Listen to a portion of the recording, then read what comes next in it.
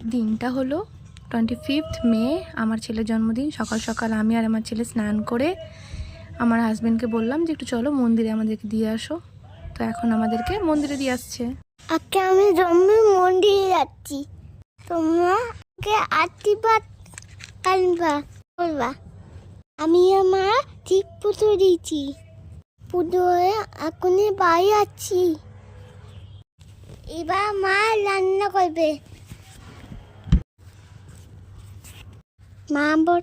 মা করতে পনির ভাতে। আমি পনির খেতে ভালোবাসি। আরে অনেক রান্না ভাজা ছিল, ডাল ছিল, পায়েস ছিল, আমি সব খেয়েছি, ভালো হয়েছে। আমি এখন বানাচ্ছি ঈশানের ফেভারিট পনির, কারণ ও খেতে ভালোবাসে পনির। তাই আমি ভেবেছিলাম আজকে ওকে একটু পনিরটাই করে দেব। ও এখন একদম মাছ খেতে চায় না, আর আজকে তো চিকেনটা একদম খেতে চায়নি। এই পনির খাটতে খুব ভালো ছিল, মিঠো টেস্টি। মাঝে এসে ও ভয়েস এবার দিয়ে যাচ্ছে। হ্যাঁ, তো ওর মামা ওকে খাওয়ালো। প্রথমে সোনাইয়ের মামা খাওয়ালো, তারপরে আমার ভাই মানে ওর মামা ওকে খাওয়াচ্ছিল। তো ওই বলে দিচ্ছিল যে ও কোনটা ছেড়ে কোনটা খাবে। আর তারপর সবাই ওকে গিফট দিচ্ছিল। আমার ভাই ওকে একটা ঘড়ি দিয়েছে, যেটা খুব ওর পছন্দ হয়েছে। আর দেখো খেতেই ব্যস্ত, মানে একটা ছবিও তোলা হয়নি যেখানে ও সিঙ্গেল চুপচাপ বসে একটা ছবি তুলেছে না, ও কিছু না কিছু মুখে দিতেই থাকছে। আর তারপর এটা ওর দাদা মানে আমার ভাসুরের ছেলে, তো ওকে একটা গিফট দিয়েছিল। আগেই ও গিফটটা খুলে দেখে নিয়েছে যে কী গিফট দিয়েছে, তারপরে খাচ্ছে। তারপরে বলছে এটা দাও ওটা দাও, নিজেই চেয়ে নিচ্ছে, আর কিছুতেই বাবু হয়ে বসে না।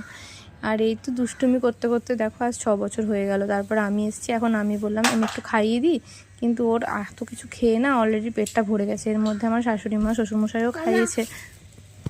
আমার খেতে খুব ভালো লাগে। কথাগুলো একটু আদো আদো, সবাই হয়তো বুঝতে পারে না, কিন্তু আমি না ভালোই বুঝতে পারি, কারণ আমরা তো সবসময় ওর সাথেই থাকি। এরপর ওর পাপাও একটু খাইয়ে দিচ্ছিলো। আসলে জন্মদিনে আমাদের বাড়িতে ওই প্রদীপ বা ধান ধূপ দিয়ে আশীর্বাদ করার নিয়ম নেই, তাই আমরা খাওয়ার মাধ্যমেই সবাই আশীর্বাদ করি, মানে পায়েস খাওয়ানোর মাধ্যমে। তো এই নিয়মটা না থাকার জন্য আমরা এইভাবেই করি। আর ওর যা যা প্রিয় সেগুলোই করার চেষ্টা করেছি। তবে এবছর ওর হ্যাট্রিক করেছে, চিকেন খেতে খুব ভালোবাসে, চিকেন না খেয়েও পনির খেয়েছে বেশি। তো যাই হোক, এই তো। আর এটা হলো সোনায় মামিমা, যে একটু চিকেন খাওয়াচ্ছিল, তারপরে অ্যাট লাস্ট ওই চিকেনটা খেলো একটু সামান্য। সব কিছু খুব ভালো হয়েছে। সবাই আমার ছেলেকে আশীর্বাদ করবেন, এবং যেন ও ভবিষ্যতে আরও বড় ভালো মনের মানুষ হয় এবং সৎ মানুষ তৈরি হতে পারে। সবাই একটু হ্যাপি বার্থডে বলে দেবেন।